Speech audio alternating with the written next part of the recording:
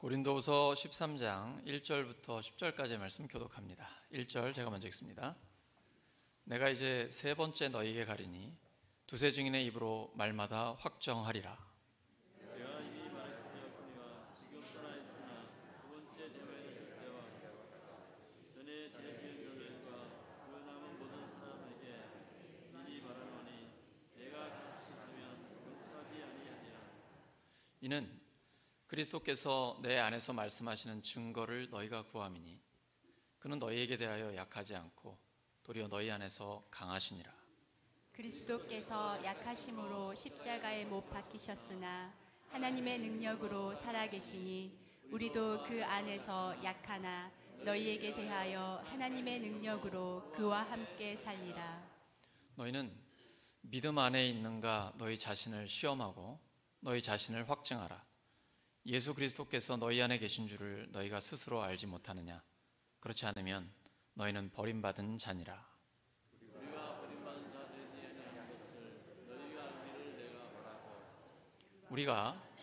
우리가 하나님께서 너희로 악을 조금도 행하지 않게 하시기를 구하노니 이는 우리가 옳은 자임을 나타내고자 함이 아니라 오직 우리는 버림받은 자 같을지라도 너희는 선을 행하게 하고자 함이라.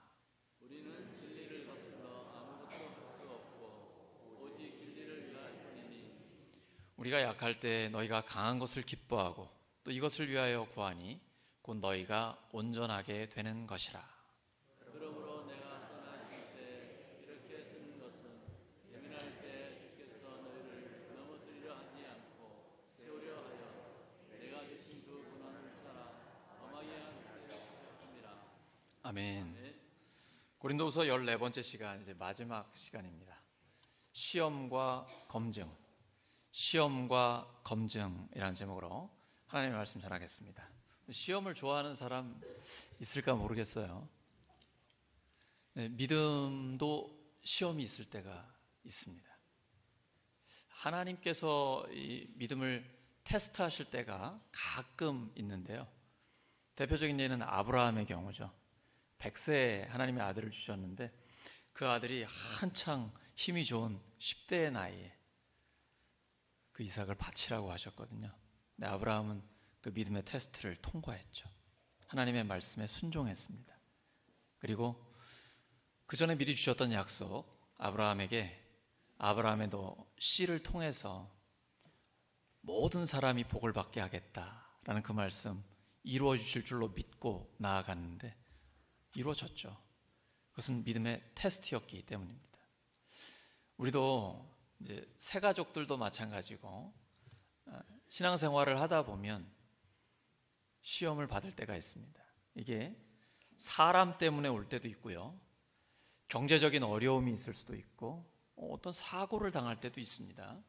때로는 육체적인 질병으로 올 때도 있어요. 다양한 테스트가 우리에게 옵니다. 근데 그 시험을 어떻게 통과하느냐에 따라 우리의 믿음이 더욱 견고해지느냐 아니면 시험에 들어 넘어지느냐 달라지게 되는 것이죠. 새 가족들도 그런 이제 마음가짐을 갖고 계셔야 됩니다. 우리가 신앙생활하다 보면 시험이 있을 수도 있다. 왜냐하면 눈에 보이지 않지만 마귀가 예수 믿는 사람을 넘어뜨리려고 하거든요. 그래서 괜히 이유 없이 교통사고가 나기도 하고 사람들이 내가 잘못한 거 없는데 중상모략하기도 하고 다양한 어려움이 있을 수도 있습니다. 그때는 이렇게 생각하시면 됩니다. 내가 지금 예수님을 바르게 믿고 있고 하나님이 원하시는 진리의 길을 가고 있구나. 마귀가 진짜 싫어하는 일을 내가 하고 있구나. 그래서 이렇게 나를 시험하는구나 생각하시면 됩니다. 이건 이제 temptation, 유혹이라고 하죠. 세 가지가 보통 있는데요. T로 시작됩니다. 테스트는 하나님이 아브라함에게 아들 이삭을 바치라고 했던 것처럼 믿음의 테스트가 있고요. 그 다음엔 temptation, 마귀가 유혹하는 경우가 있습니다. 우리를 쓰러뜨리려고 하는 경우가 있죠. 또 하나는 trial, 이건 이유 없이 당하는 고난입니다. 욥이 대표적입니다. 믿음 좋고 기도도 많이 하고 하나님 앞에 예배 충실하게 드리고 신앙생활 정말 열심히 하는데 이유 없이 고난을 당할 때도 있습니다. 다양한 경우에 시험이 있을 수가 있기 때문에 항상 대비를 하고 계셔야 돼요. 근데 이 시험을 이길 수 있는 것은 한 가지밖에 없습니다. 하나님을 신뢰하는 것입니다. 오늘 우리가 찬양한 것처럼 믿음이란 신뢰입니다. 오직 의인은 믿음으로 살아가는 것입니다. 하나님께서 모든 것을 합력해 선을 이루어 주신다, 이런 믿음을 가지고 나아갈 때 약속대로 하나님이 이루어 주십니다. 사도 바울과 고린도 교회가 심각한 시험을 당했습니다. 사도 바울의 후임자들이 성도들에게 바울에게 무슨 사도권이 있느냐, 이 권위를 의심케 했습니다. 사도 바울이 굉장히 깨끗해 보였습니다. 교회에서 사례비를 안 받았어요. 근데 자기가 사도로서의 자격이 없다고 생각하기 때문에 자격지심 때문일 것이다. 또 하나는 예루살렘의 성도들을 구제하기 위해서 헌금을 거두는데 이거 뒤로 싹 돌려서 자기가 착복하려고 한다, 돈에 대한 욕심이 많아, 이런 식으로 사도 바울을 의심케 하는 심각한 시험을 당하게 됩니다. 성도들은 그 시험에 넘어갔어요. 사도 바울을 의심하게 되죠. 그리고 만나고 싶어 하지 않습니다. 하지만 사도 바울이 하나님의 말씀을 가지고 미리 편지를 보냈어요. 그랬더니 고린도 교회 성도들이 달라졌습니다. 우리가 잘못했구나, 우리가 잘못 알았구나, 이걸 깨닫게 되면서 사도 바울과 고린도 교회 성도들의 관계가 회복됩니다. 이 시험을 통과하면서 하나님의 사람으로서 믿음이 있다는 것을 검증받게 된 것이죠. 이게 보통 우리가 혼자 있을 때는 다 믿음이 좋아 보입니다. 괜찮아 보여요. 하지만 공동체 안에 들어가면 나의 연약함이 드러납니다. 나의 모남도 알게 되고 부족함도 알게 되는 것이죠. 공동체 안에서 시험을 통과하고 검증될 때 그것이 진짜 믿음이 좋은 사람입니다. 진짜 그리스도 안에서 강한 사람이라는 것은 공동체 안에서 하게 됩니다. 우리의 삶의 질은 공동체 내에서 우리가 어떤 삶을 살고 있느냐, 이것이 결정합니다. 교회, 가정, 우리의 일터, 학교에서 많은 사람들과 함께 있을 때 내가 거기에서 행복하게 살면 우리의 삶이 행복합니다. 대표적인 게 가정이죠. 가정이 편안하지 않으면 우리 모든 삶이 불편합니다. 행복하지 못해요. 또 교회도 마찬가지입니다. 교회가 평안하지 못하면 굉장히 불편해요. 삶이 불안하고 뭔가 기도해도 응답이 잘 안 되고 어려움이 많습니다. 그래서 공동체의 삶의 질이 우리의 일상생활의 삶의 질을 결정하게 되는 것입니다. 바로 거기에서, 공동체 안에서 우리의 그리스도의 인격이 드러납니다. 고린도후서를 기록한 목적이 여기 있어요. 사도 바울은 고린도교의 성도들이 그리스도인으로서 인격적인 완성을 이루기를 원하는 것입니다. 이것이 예배를 드리면서 또 하나님의 말씀으로 교육과 훈련을 통해 온전하고 성숙해지게 되는 것입니다. 사도 바울이 고린도교의 성도들과 어려운 가운데 하나님의 위로를 받았습니다. 말씀을 통해 성도들이 변화됐거든요. 그 위로의 하나님을 전하면서 성도들 또한 위로받은 위로자로 살기를 소망했습니다. 회복되어 건강한 공동체를 이루기를 원했던 것입니다. 교회 공동체가, 우리의 가정이, 우리의 삶의 모든 공동체가 건강하게 회복되려면 어떻게 해야 될까요? 하나님이 보내신 사람을 존중해야 합니다. 그것은 그 사람을 존중하는 게 아니에요. 그 사람에게 권위를 주신 하나님을 존중하고 경외하는 것입니다. 사도 바울이 나를 따라라, 나를 존중해라, 이런 얘기가 아니라 사도 바울을 사도로 세우신 하나님의 권위를 인정하라는 것입니다. 그럴 때에만 사도 바울이 전하는 복음이 하나님의 말씀으로 들립니다. 그리고 그 복음 위에 교회가 굳건하게 서게 되는 것입니다. 여러분 생각해 보십시오. 사도를, 목사를 하나님이 보내신 사람이라고 인정하지 않아요. 그러면 그 사도가, 그 목사가 전하는 하나님의 말씀이 하나님의 말씀으로 들릴까요? 들리지 않습니다. 그러면 교회는 하나님의 말씀 위에 굳건하게 설 수가 없는 것입니다. 그래서 사도 바울이 나를 인정하라는 게 아니라 나를 보내신 하나님의 권위를 인정하라는 것입니다. 누구를 위해서요? 교회, 성도들 자신을 위해서 그런 것입니다. 그때 바울을 통해 선포되는 복음이 하나님의 말씀으로 들리고 믿어지는 것입니다. 이때 복음 위에 교회가 굳건하게 세워지는 것이고, 그리고 교회 모든 성도들이 믿음으로 강력한 하나님의 사람으로 쓰임받을 수 있는 것입니다. 사도 바울이 의심스러웠습니다. 그래서 고린도 교회 성도들은 바울, 당신 안에 예수님이 정말 함께 하는지, 그리고 당신을 통해 하나님의 말씀이 선포되고 있는지 검증해 보라고 얘기를 하고 있습니다. 이때 사도 바울이 이걸 뒤집어 버렸습니다. 나는 확실합니다. 나를 통해 하나님이 지금 말씀하고 계십니다. 저는 연약하지만 성령께서 저를 통해 역사하고 계십니다. 그러면 여러분은 어떠십니까? 여러분이 믿음 안에 있는가 스스로를 시험해 보십시오. 그리고 검증해 보십시오. 뒤집어서 성도들에게 자가진단하라고 얘기하고 있는 것입니다. 우리는 어떻습니까? 지금 믿음 안에 있습니까? 세 가지를 보셔야 돼요. 예수 그리스도께서 우리 안에 계신가? 우리는 공동체의 유익을 위하여 살고 있는가? 오직 진리를 위해 살고 있는가? 이 세 가지를 점검을 해보셔야 됩니다. 첫째, 예수 그리스도께서 우리 안에 계시다는 것을 알아야 합니다. 고린도후서 13장 5절입니다. 시작. 여러분은 자기가 믿음 안에 있는지를 스스로 시험해보고 스스로 검증해 보십시오. 여러분은 예수 그리스도께서 여러분 안에 계시다는 것을 알지 못합니까? 모른다면 여러분은 실격자입니다. 우선은 예수 그리스도께서 우리 안에 계시다는 것을 알아야 합니다. 너무 당연한 얘기죠. 신앙생활이 잘못하면 그냥 습관이 됩니다. 예수님 약속하셨어요. 두셋이 내 이름으로 모인 곳에 나도 너희와 함께 하겠다. 지금 몇 명이에요? 여기 예수님 계시겠습니까? 계시겠습니까? 여기에 대한 확신이 있어야 됩니다. 예수 그리스도가 우리 안에 함께 하신다. 근데 얼핏 보면 예수님이 계신데 왜 이렇게 약해요? 아니, 목사님 왜 목소리도 그렇게 강하게 안 나와요? 십자가에 달리신 예수님 강합니까? 약합니까? 오늘 십자가의 능력이 있다라고 말씀하셨어요. 근데 곡 선택을 정말 탁월하게 잘하셨고 우리 테너 베이스의 음색에 너무 잘 맞아요. 처음에 탁 이렇게 도입 들어가는데 정말 은혜가 됩니다. 십자가의 능력이 있습니까? 예수님이 연약해서 십자가에 달려 계신데요. 세상에 약한 거 좋아하는 사람이 어디 있어요? 우리 강자의 편이 되고 싶지 않습니까? 세상의 권력자들, 뭔가 좋은 위치에 있고 힘이 있는 사람들, 그 사람 알면 좋잖아요. 전화 한 통만 해도 도움을 받을 수 있고. 연약한 거 좋아하는 사람이 어디 있어요? 근데 예수님은 연약하기 때문에 십자가에 달리신 거예요. 거기서 끝나지 않습니다. 십자가는 끝이 아니에요. 부활이 끝이에요. 부활하신 주님이 우주 만물을 다스리시는 영원한 능력의 주님이신 겁니다. 그분이 우리에게 약속하셨어요.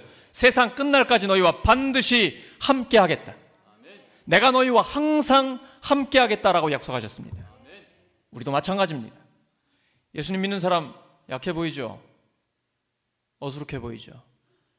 그게 끝이 아닙니다. 우리 중에는 지금 심각한 고난 중에 있는 분들도 있을 수 있어요. 아주 힘든 사람도 있을 수 있어요. 고린도후서를 쓰고 있는 바울이 그랬습니다. 개척자인 자기의 권위를 의심합니다. 이것처럼 가슴 아픈 일이 없어요. 바울, 당신을 통해 지금 하나님이 말씀하고 있다는 거 검증해 보라고. 너무 가슴 아픈 일 아닙니까? 그것도 함께 있으면 어떻게 하나님의 말씀을 전하고 예배 중에 계속 설교를 통해서라도 하나님의 말씀을 증거하면서 설득을 해볼 텐데 지금은 멀리 떨어져 있어요. 유튜브가 있는 것도 아니에요. 전화가 있는 것도 아닙니다. 편지를 써가지고 목회를 해야 되는 정말 벼랑 끝에 있는 그런 심정이에요. 아슬아슬한 너무 힘든 상황입니다. 근데 여러분, 바울이 이렇게 연약해 보이지만 바울을 통해 선포되고 있는 하나님의 말씀의 능력이 있는 거예요. 이 말씀이 고린도 교회를 변화시키고 2000년 교회 역사에 우리 모두에게 위로와 용기를 주시는 하나님의 능력이 되는 것입니다. 연약함은 연약함으로 끝나지 않습니다. 고난의 때는 반드시 지나갑니다. 영광의 때가 옵니다. 옆 사람 축복해 주시기 바랍니다. 고난은 반드시 지나갑니다.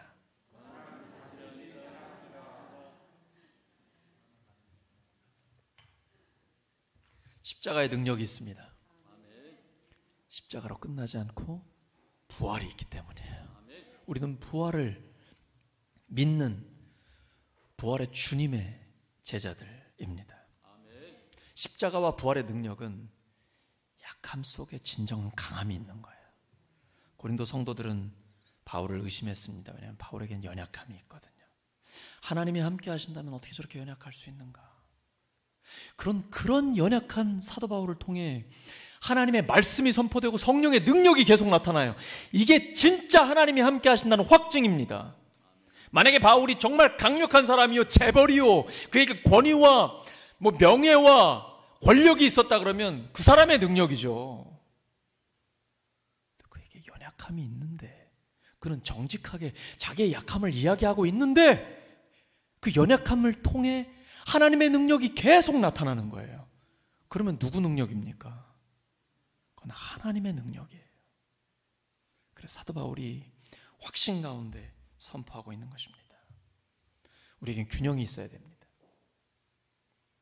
사람들에게는 한없이 연약함으로 나아가야 돼요. 그런데 공동체를 깬다, 마귀의 역사가 있다, 강력하게 대적해야 합니다. 예수 그리스도의 이름으로 강력하게 대적해야 돼요. 오늘 바울이 본문 앞부분에요, 내가 이번 3번째 방문하는데 이번에 가면 죄 지은 사람들 가만두지 않겠습니다 라고 얘기하죠. 강력한 경고를 하고 있는 거예요. 왜냐하면 고린도 교회 내에는 특별히 대표적인 성적인 범죄가 있었어요. 자기 아버지의 아내와 동거를 하고 있는 사람이 버젓이 있었습니다. 회개해야 될 거 아니에요. 회개를 안 해요. 그리고 계속 교회 안에 머물고 성도들은 그거를 그냥 묵인하고 있어요. 이거는 죄 안에 교회가 있기 때문에 성령의 역사가 있을 수가 없거든요. 내가 이번에 3번째 방문하는데 여전히 회개하지 않고 있다라고 하면 교회 안에서 성도들과 교제할 수 없습니다. 또 성찬 예식에 참여할 수 없습니다. 이제 이런 치리를 하겠다라고 지금 얘기하고 있는 것입니다. 무섭고 강하게 경고합니다. 죄에 대해서는요. 하지만 거기서 끝나지 않아요. 마무리할 때도 얼마나 따뜻하게 축복합니까? 맨 마지막 절이 우리가 오늘 이제 송진 목사님께서 해주실 축도의 내용이에요. 예수 그리스도의 은혜와 하나님 아버지의 사랑과 성령의 교통하심입니다. 예수님의 은혜를 받은 우리는요, 은혜 받은 사람답게 은혜의 통로가 됩니다. 그래서 연약하고 어려운 사람들을 자꾸 도와주고 싶어요. 이제 곧 부활절이 옵니다. 우리가 부활절 감사헌금을 하나님 앞에 드릴 때 어떻게 쓰이면 하나님이 기뻐하실까요? 울산에 있는 복지 사각지대에 있는 사회적 약자들을 도우면요, 하나님은 하나님 자신에게 하신 것으로 여겨주십니다. 기뻐하세요. 지극히 작은 자에게 한 것이 곧 예수님께 한 겁니다. 그래서 우리는 특별히 소외된 이웃들, 울산 지역에 있는 사회적 약자들에게 우리가 구체적인 도움을 줄 수 있어야 됩니다. 왜냐하면 그게 하나님이 기뻐하시는 일이기 때문이에요. 교회는 바로 그런 일을 하는 공동체입니다. 하나님께서 그러라고 우리를 세워주셨습니다. 교회는 서로가 서로를 존중해야 합니다. 교회 안에서는 어린아이도 또 힘없는 어르신들도 그 누구도 소외되거나 상처받거나 이런 일이 있어서는 안 됩니다. 예수님은 특별히 연약한 자에게 더 관심을 갖고 계십니다. 하나님은 고아의 아버지라고 말씀하셨습니다. 약한 자의 하나님이라고 특별한 관심을 갖고 계십니다. 그래서 우리 교회가 그 일을 감당하기를 원하시는 것입니다.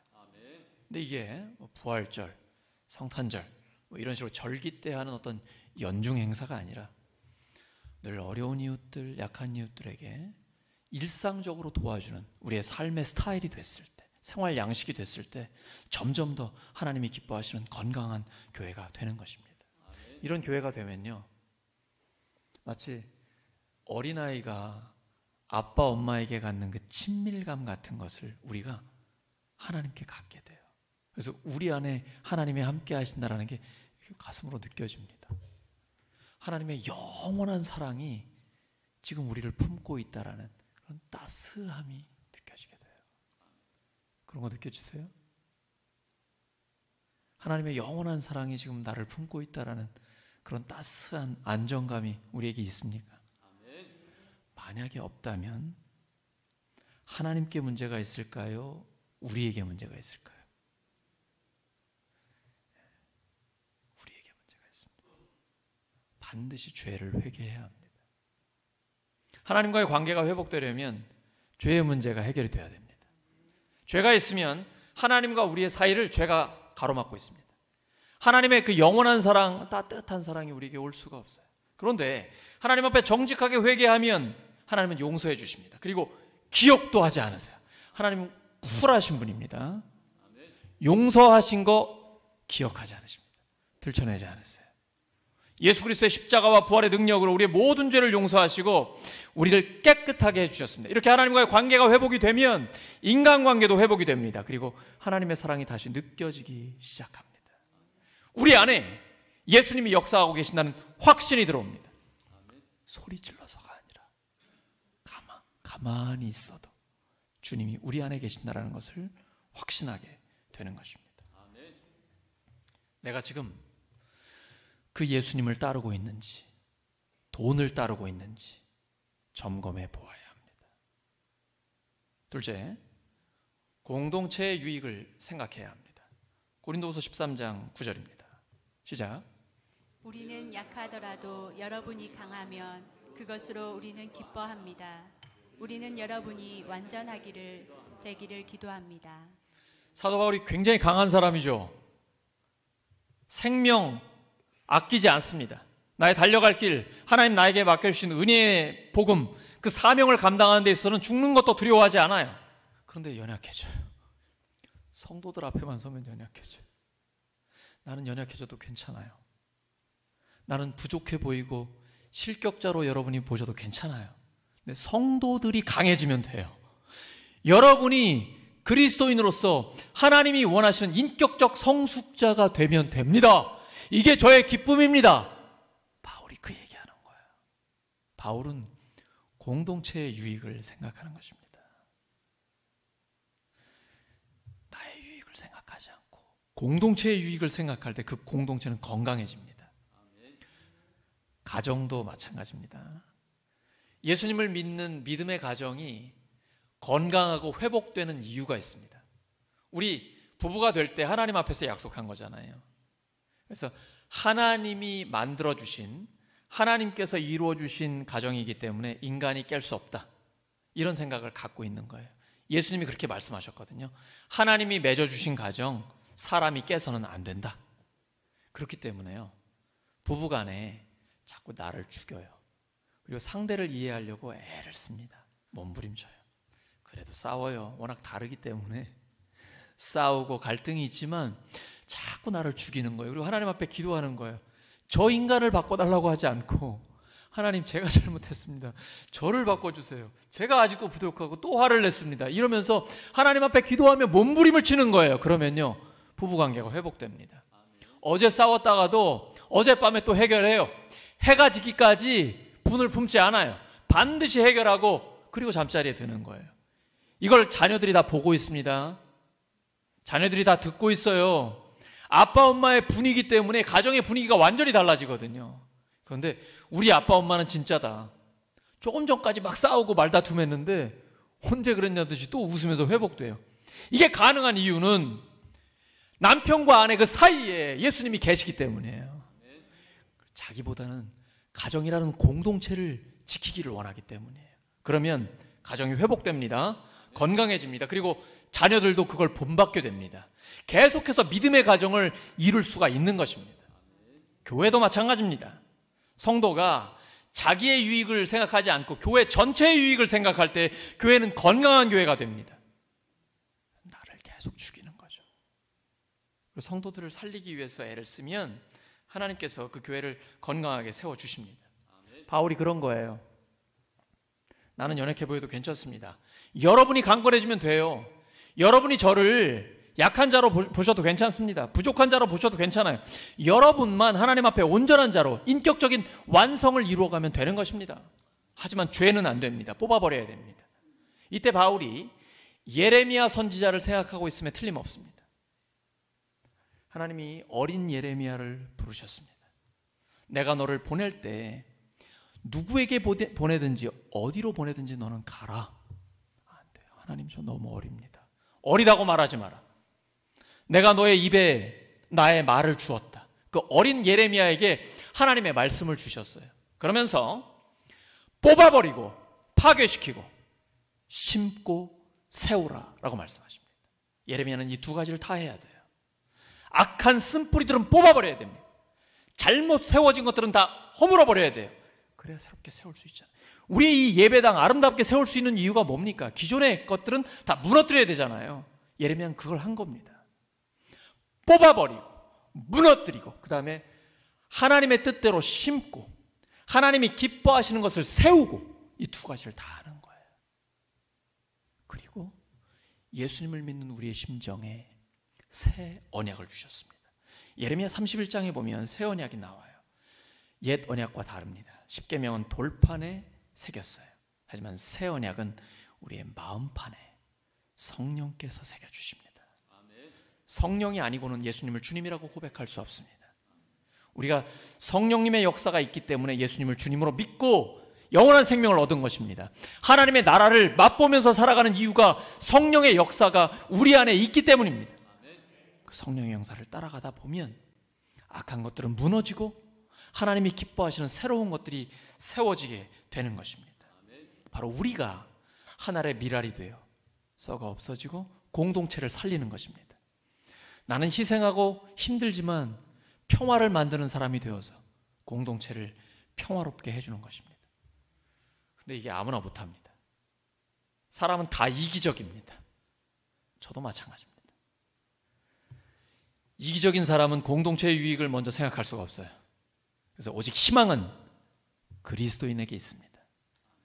예수님을 믿는 사람은 공동체의 유익을 생각하는 것이 하나님의 뜻이라는 확신이 있습니다.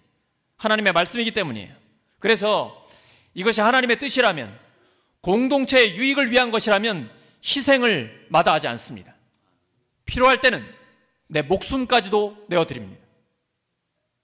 그렇기 때문에 진정한 그리스도인이 있는 그곳에 공동체가 회복되고 건강하게 세워지는 것입니다. 두 가지만 생각하시면 됩니다. 하나님의 뜻만 이루어지면 된다. 복음만 전해지면 된다. 나는 어떻게 되든지 상관없다. 하나님의 뜻이 이루어지면 된다. 복음만 전해지면 된다. 그러면 영혼 구원의 역사가 계속해서 일어나게 됩니다. 교회는 점점 더 건강하고 부흥하며 성장하면서 하나님의 영광이 드러나게 되는 것입니다. 두 가지만 우리가 기억하면 됩니다.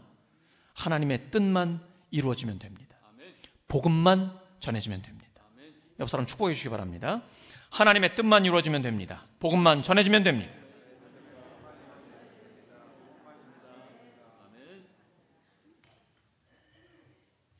근데 그 하나님의 뜻이 무엇입니까? 하나님은 은혜와 긍휼의 하나님입니다. 하나님의 사랑은 낮은 곳으로 임합니다. 그래서 낮은 자를 돕는 것, 특별히 우리가 부활절을 앞두고 고난주간을 지나면서 고난주간 특세를 통해서 낮은 자를 돕는 일에 교회가 집중할 때 하나님이 정말 기뻐하십니다. 사도 바울이 고린도 교회 성도들에게 상처를 크게 받았어요. 사도, 목사로서의 권위를 의심했기 때문이에요. 당신을 통해 정말 하나님의 말씀이 전해지고 있습니까? 이런 의심보다 더 가슴 아픈 일이 없거든요. 그런데 그 상처를 극복하게 됐어요. 성도들과의 관계가 회복됐습니다. 그래서 상처를 극복한 사도 바울이 성도들을 형제 자매라고 부릅니다. 고린도서의 마지막 부분이에요. 고린도서 13장 11절입니다. 시작. 끝으로 말합니다. 형제 자매 여러분, 기뻐하십시오. 온전하게 되기를 힘쓰십시오. 서로 격려하십시오. 같은 마음을 품으십시오. 화평하게 지내십시오. 그리하면 사랑과 평화의 하나님께서 여러분과 함께 하실 것입니다. 이게 습관적으로 하는 말이 아닙니다. 이게 종교 용어가 아니에요. 형제자매 여러분, 이렇게 얘기하는 게 아니에요. 이 형제자매들이 어떤 형제자매들입니까? 바울이 진짜 사도야? 아예 돈에 욕심 많아가지고 볼 때는 뭐 순수해 보이더니 저거 다 뒤로 돌려가지고 자기 뱃속으로 집어넣으려는 거 아니야? 이랬던 사람들이에요. 근데 사도 바울이 진심으로 형제자매 여러분이라고 얘기해요. 이게 가능한 이유가 뭡니까? 십자가의 사랑으로 덮는 거예요. 자기도 용서받았잖아요. 교회를 핍박하던 사도 바울이 예수님의 십자가의 사랑으로 용서받았잖아요. 그러니까 그 사랑으로 성도들을 진심으로 사랑하는 거예요. 형제자매 여러분, 기뻐하십시오. 주님이 우리와 함께 하십니다. 이제 더 이상은 파당을 이루어서 싸우지 마세요.